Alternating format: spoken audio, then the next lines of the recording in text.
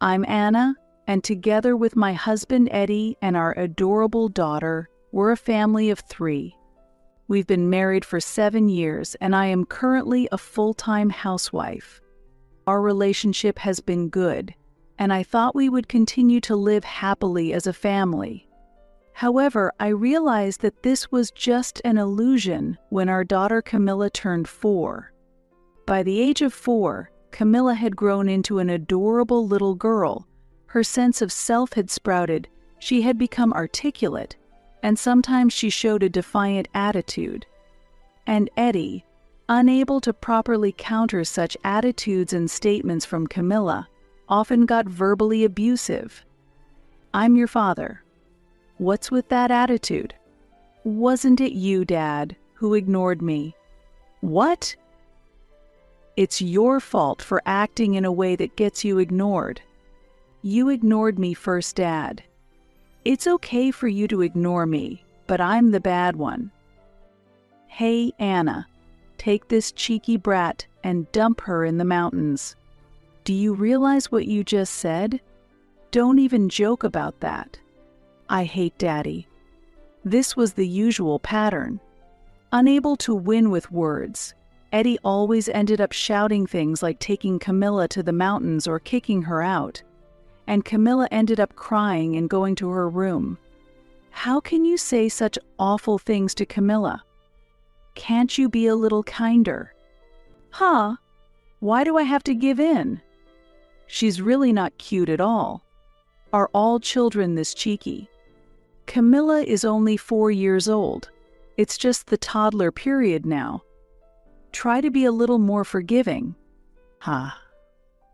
This is so irritating.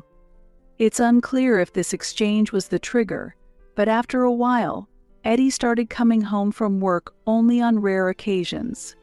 Are you busy with work? I understand it's tough, but I wish you'd come home more often. Camilla's causing me so much stress I can't focus at work. That's sad. But by the time you come home, Camilla is already asleep, right? You're so noisy. It's not just Camilla, it's you too. Then let's talk about it together. That's why I find these discussions so bothersome. Saying this irritably, he went straight to the bath and then to the bedroom.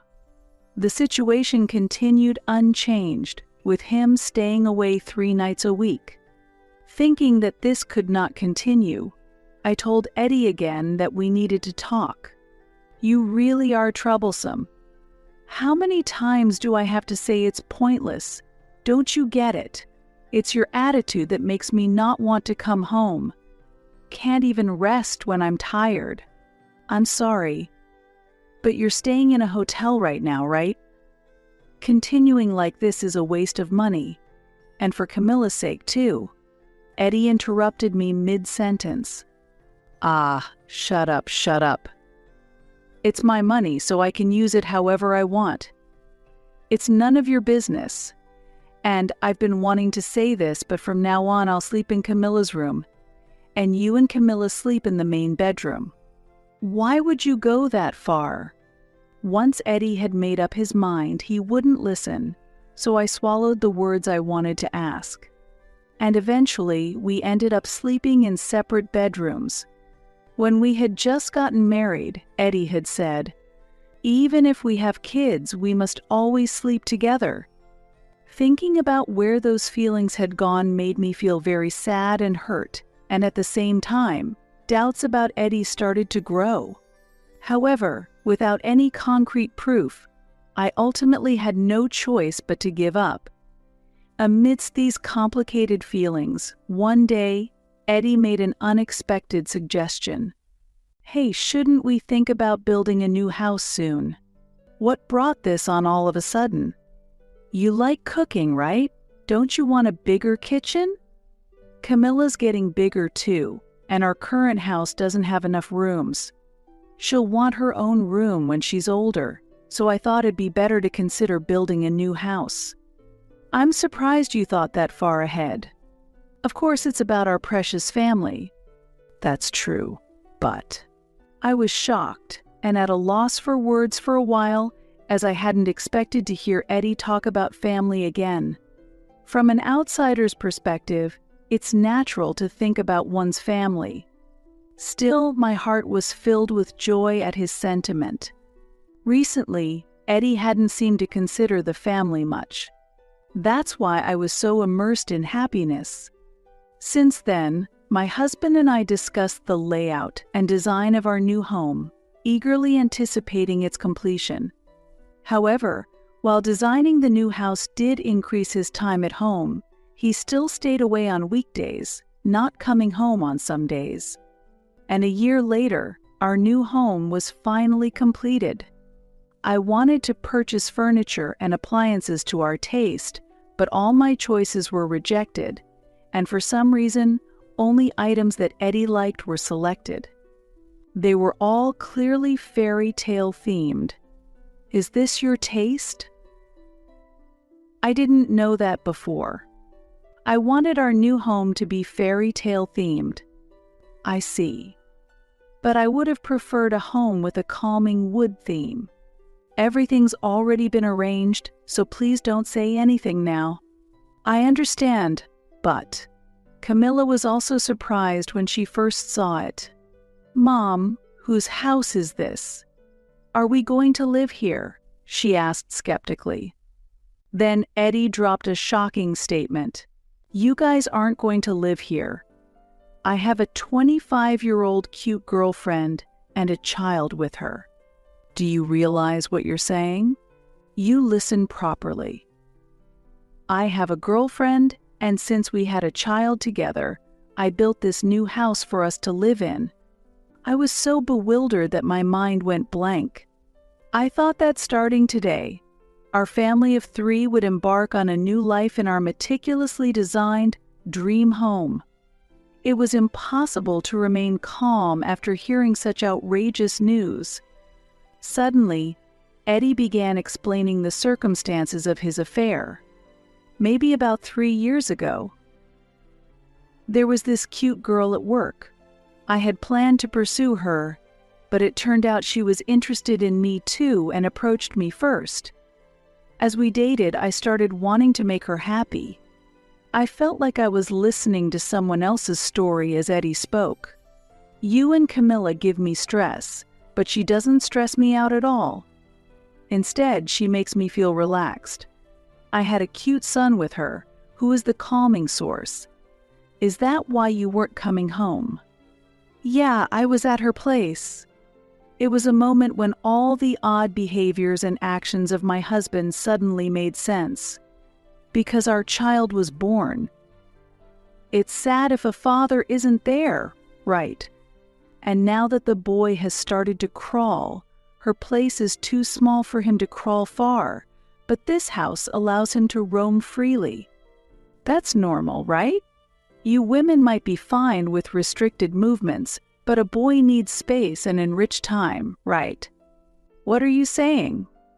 I hadn't mentioned it, but this furniture and appliances are her taste. They're cohesive, aren't they? I thought so. It didn't seem like your taste, so it was strange. I asked what furniture and appliances she thought were cute and bought those. Perfect, right? Well, it is perfect. It's all your fault in the end. You're a failure as a wife, and although your cooking is indeed good, I'm sick of your hobbies being forced on me. And Camilla, she's just like you, really cheeky and irritating. I've thought about literally abandoning her in the mountains many times. I won't do it because I don't want to become a criminal, though. Eddie. Enough is enough. There are things you should and shouldn't say.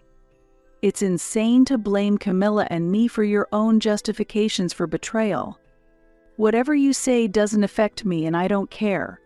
You two can't live in this house, so let's get divorced right away and you get out. I was certain that the husband I was happy with no longer existed. You're not under some misunderstanding that you, me and our daughter could happily live as a family of 3 in this house, are you?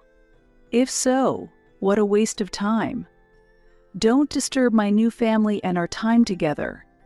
That's a terrible thing to say. Why didn't you tell me before we started moving? It would increase the sense of despair, wouldn't it? You really are the worst. I despised him from the bottom of my heart, but I was so overwhelmed by everything that I couldn't move from where I stood. However, my daughter was different. "Mom, let's just forget about Dad and move out quickly." Suddenly, pulling my hand, she said it as if she was somehow excited. It was surprising she wasn't crying from shock. Puzzled, yet spurred on by Camilla, I packed our things. Still, I didn't have enough time to fully grasp the situation. Seeing this, my husband kept insisting, "Get out of here." Deciding that mending our relationship was impossible, I hurriedly packed and returned to my parents' house. My parents were furious when they heard my story, but there was someone even angrier than them. After a little thought, this person said with a smile, "Leave the rest to me." 2 weeks after returning to my parents' house, I headed to the house where my husband lived to proceed with the divorce. Eddie thought I was coming alone and was quite foul-mouthed. "I know you still love me, but hurry up with the procedures. I want to welcome my girlfriend to this ideal home soon, and you're making her suffer by being such a slowpoke. I'm sorry for being late. I'll start the procedures now. From the start, I was not attracted to an old woman like you. It's really great that you focused on taking care of the child after having our daughter and stopped desiring me. Women who are just pretty like you get boring." "Ah, is that so? My girlfriend, on the other hand, isn't just cute. She can do household chores and she makes me feel relaxed too." "Well, you stand no chance against that. Plus, you nag like my mother and I'm really fed up with it. You won't be able to remarry after divorcing me. No one needs a nagging old woman. That's really rude.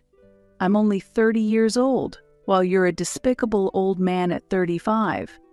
Despicable? I'm just telling the truth. Men over 35 still have value, but women at 30 have no value. They're just old hags." "Ah, I see. But you know, a boring person like you is worthless after 25.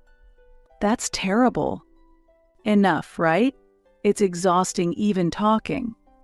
I've had my best years with you, but now since I'm done with you, I can toss you out like the garbage you are without a second thought." Eddie, who kept insulting me at length, really was a despicable person. I no longer felt love for him, but the damage from his verbal abuse made me feel nauseous. At that moment, the doorbell rang. Since I left the door unlocked, the person hurried inside. I could see a long foreign car arriving. "Anna, are you okay?" "Thank you, I'm fine." "You little. I can't believe you were having an affair with such an old man." "What?" "That's what it looks like. Someone shows up in a fancy car to check on you. It's as if you're announcing you're having an affair. You first sign the divorce papers. And don't forget about the child support, property division, and the resignation." The person stood up and said this to Eddie. "Why should I listen to some old man? I'm the one who initiated the divorce, so of course I'll sign it." Eddie quickly retorted, and then continued to belittle us. "Hey, Anna, you must be so sad to divorce me that you'd have an affair with an old geezer who's practically 1 foot in the coffin. Any man will do for you, huh?" However, after saying all this, Eddie seemed to realize something. "Huh? Wait a minute. Why a resignation letter? You don't mean to tell me you've been mocking this man without knowing who he is?" "Of course. I don't know any old geezer like him." "That's unfortunate." "What do you mean unfortunate? Then tell me who this old man is." "Eddie, you've been hurling insults at the chairman of your own company." and he happens to be my grandfather as well. Wait, my companies. Do I need to repeat it for you to understand? Yes. I was headhunted to this company by your father. If this man is the chairman, then your father didn't need to resign from being the president. Eddie seemed confused and couldn't quite grasp the situation, so I decided to explain it to him carefully. Eddie, despite his character, was good at his job. That's why my father, who was the president at the time, scouted Eddie from another company with a generous offer. After that, my father introduced me to Eddie, and we started dating. My grandfather was the president of the headquarters, but decided to become the chairman when it was time for my father to take over the president's role at headquarters, and my uncle took over the company where my father had been president. Away from my father's watchful eye, Eddie probably started to do as he pleased. Since my grandfather uses my mother's family name, Eddie didn't realize he was the chairman. Moreover, my grandfather fell ill and was hospitalized 3 days before our wedding, so they never met. I wasn't told about this. What if you had been told? Are you saying you wouldn't have had an affair? Or that you wouldn't have insulted the chairman by calling him an old geezer? That's, Eddie was visibly shaken and his face turned pale. Come on, sign the papers. Should we start with the divorce or the resignation? Wait, please. If it's come to this, maybe we shouldn't get divorced. You were the one who said we should get divorced. What are you talking about now? Who was it that betrayed the chairman's granddaughter to switch to another woman? You'll have to take responsibility for that. That is.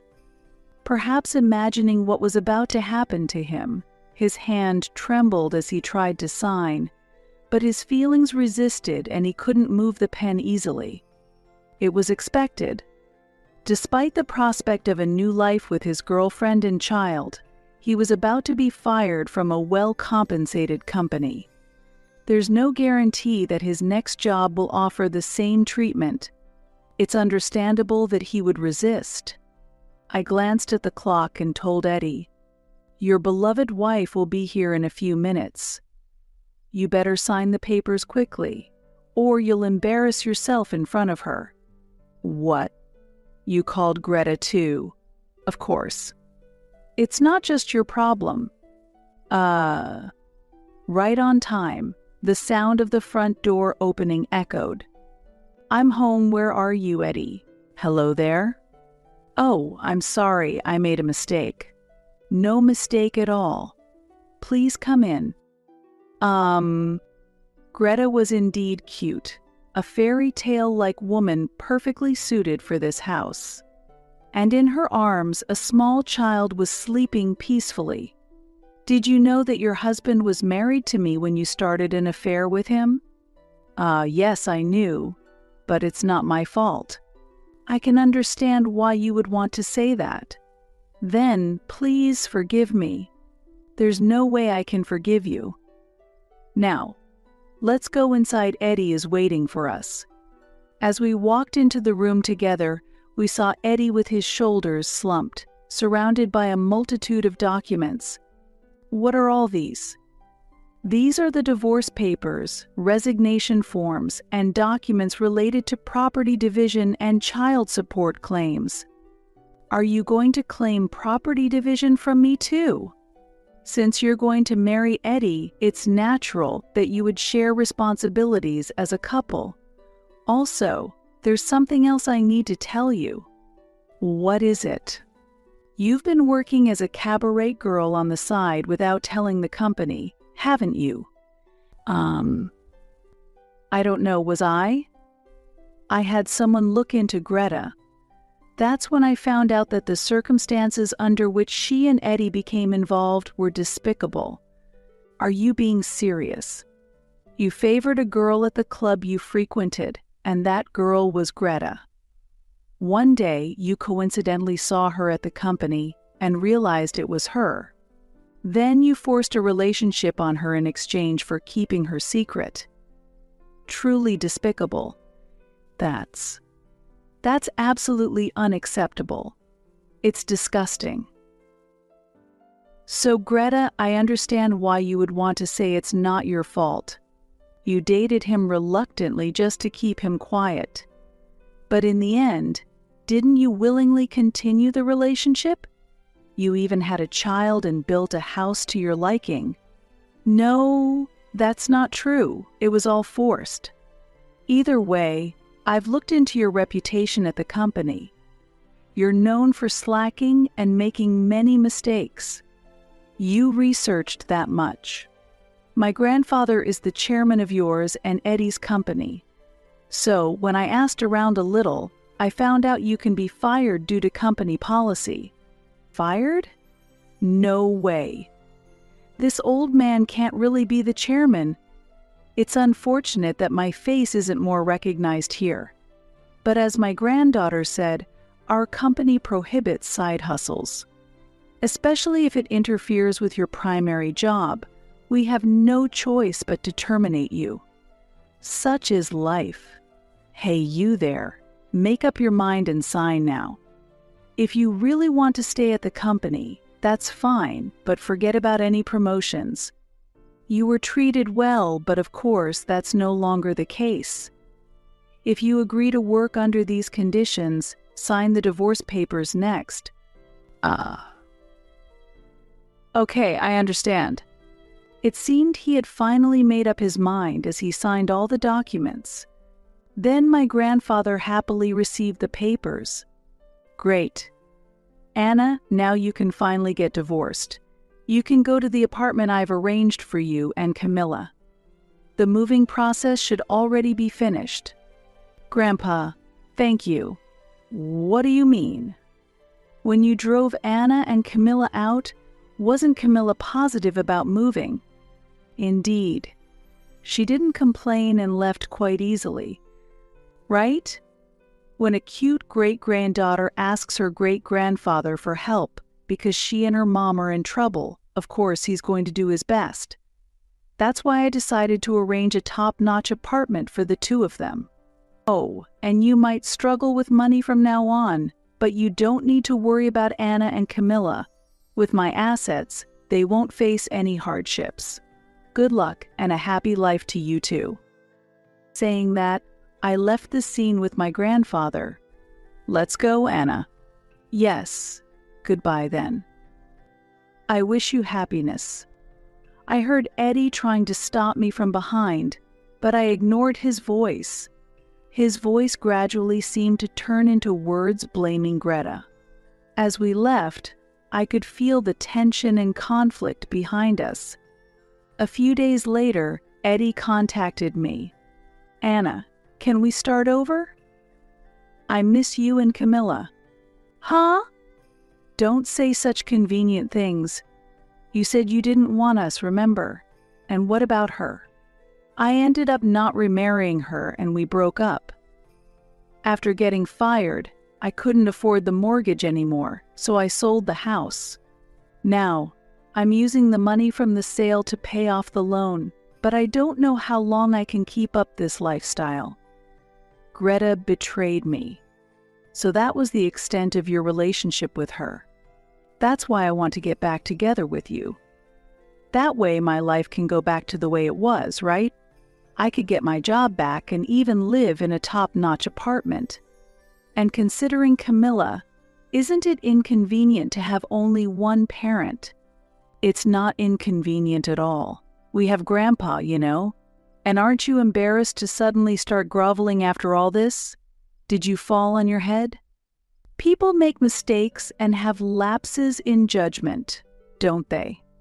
Your actions were more than just a lapse in judgment. You built a house for your lover, furnished it according to her taste, and kicked out your wife and daughter. You think that's just a minor error? That's incredibly irresponsible. Well, I used to respect you for your work, but after my father stepped down, you didn't work properly and just flirted with female employees. It's really embarrassing. That's why I'm truly glad we got divorced.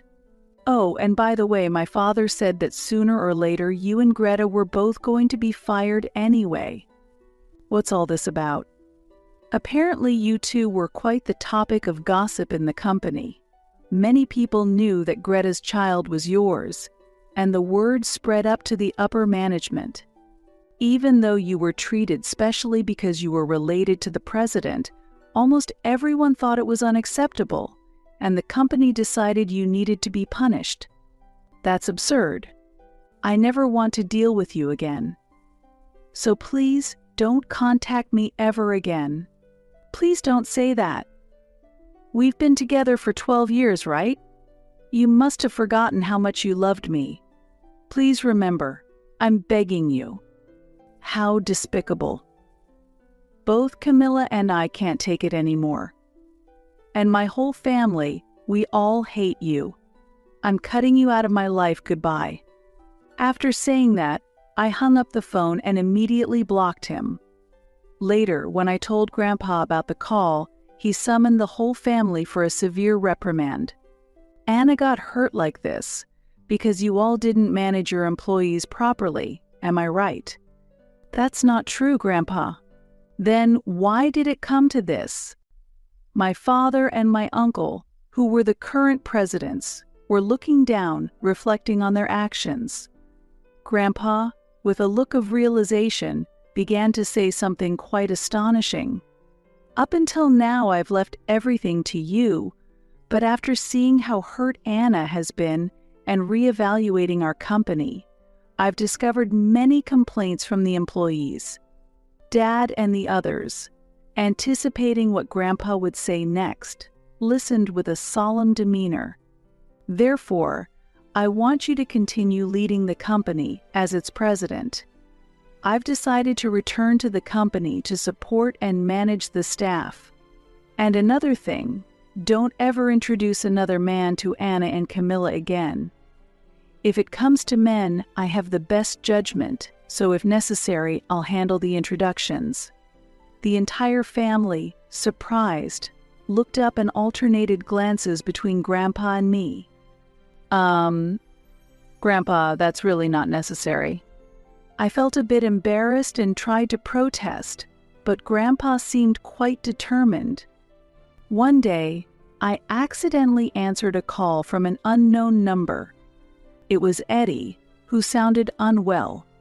Please, help me. Who is this? It's me, Eddie. Why are you calling from a different number? And what's with your voice? It's so raspy, I didn't recognize it. Greta. She came back. Well, that's wonderful. After breaking up with Eddie, Greta had left their child with her parents and returned to work at the club. However, she hadn't contributed any money to her parents and spent all her income on herself, which infuriated them. They kicked out Greta and the child, and unable to continue her nightlife, she had returned to Eddie. Eddie, heartbroken and lacking any companionship, had easily taken them back. It's far from wonderful. I work all day to save money, and she just takes it all. I can't even pay for rent or the kids' school supplies, so I have to earn extra by doing side jobs. Cough. Greta's spending habits were extravagant due to her time as a cabaret girl. She had been using all his salary on frivolities, so Eddie was forced to work day and night to support his family, but the strain had taken a toll, and he had fallen ill and was bedridden. Why don't you leave her if it's so hard? She just wants me to work as long as I can work. When I tell her that I can't afford what our son needs for daycare, she just says if you don't have money, you should work more and disappears. Greta doesn't work at all. That sounds tough. Look, you haven't remarried, have you? Please marry me again. It's true I haven't remarried. But like I said before, I never want anything to do with you again. Why not? When I'm struggling like this. So what? You're just reaping what you sowed, aren't you? I know I've been reflecting on my actions, but can't you give me another chance? A chance? It's disgusting that you would even ask. It's all your own doing. Please, I'm asking you, leave me and my family alone. This is really goodbye this time." I hung up the phone abruptly. Afterwards, Eddie continued to contact me and had monologues about his situation in messages. "I'm too sick to work and have to stay home." Yet Greta left our son and walked out. Life with my son is hard. He's picking up her traits and mocks me, and there are endless troubles at daycare. I've become so lost that I went back to my parents' house. But because I betrayed you and I'm raising a child from my affair, I'm treated like I don't exist there. It's a relief that they still care for my son, because it's not his fault, but I'm really at my limit. I didn't respond, but it was clear he was having a difficult time. While I felt pity, it was ultimately a situation of his own making, and I couldn't muster any other emotion. Thankfully, Eddie's parents were decent people. I hope they continue to support him in raising his child. More than anything, I hope Eddie finally takes responsibility as a father. Camilla and I are living happily without any troubles. Lately, she has been cheerfully saying, "I'll find someone nice for Mom." Thank you.